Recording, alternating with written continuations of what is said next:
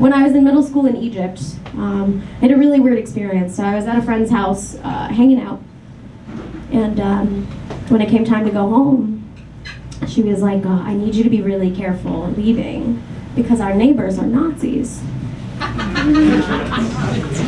In Egypt?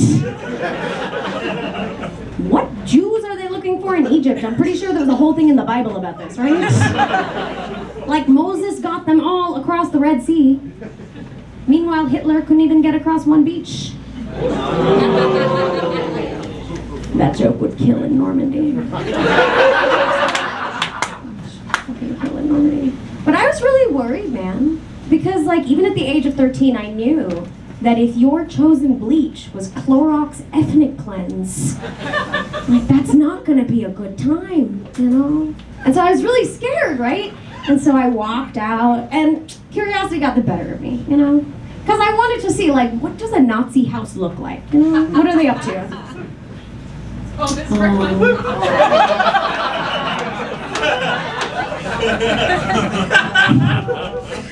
I got there. And as I looked at the door, it dawned on me what had happened. Because folks, turns out, not Nazis. They were Hindus.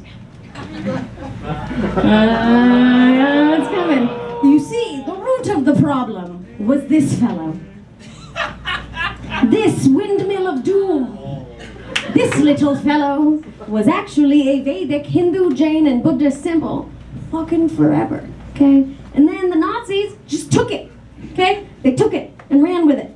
Like, ooh, you can't see it. Look at all the places that have Hindus. It's just those guys. Why do they get to keep it? Why do they get to keep it, man? And then I got angry at my friend, okay? Because it was pretty fucking obvious they were Indian, okay? There were diyas, there were garlands, there was Om, there's little Ganesh.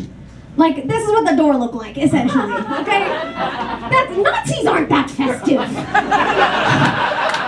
Okay? It would be like skulls and sadness. Okay? I looked at that door for a little too long. My acceptance letter from Caltech just slid under the door. Right? We're Indian as hell, okay? And then I got even angrier.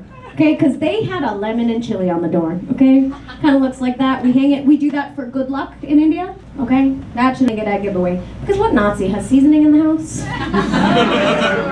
They're not eating spices. You don't get to genocide and then go to Flavortown. That is not the move, okay? Because, like, we have to admit that before we got involved, the European food scene was pretty tragic. Okay, pretty tragic. And I know that because when the Portuguese came to India in the 16th century, they came and they saw all kinds of fun stuff, okay? Look at all of that. Look at all these amazing spices. You know what they lost their shit over and filled their boats with? Black pepper. The Adobe free trial of taste. Okay? It's like such an unimportant spice that they leave it on the table for you. You're like, you know what? You do it. No other career lets you finish up the job for you. Like no doctor is letting you sew yourself up after surgery. The kids at Gallery Place Metro aren't gonna let you stab yourself. Like Catholic priests aren't gonna let you, you know, finish the sermon.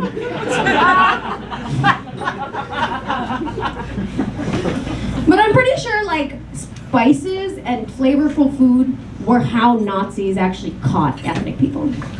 You know, like you go into the house, you see a spice cabinet, and you look inside and you're like, what is this? Cardamom? We found another one, boys! I hope you like long scenic train rides. And everybody reading your diary.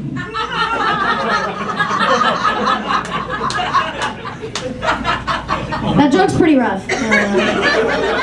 But once you write it, and frankly, it stays. You gotta keep it. You gotta keep it.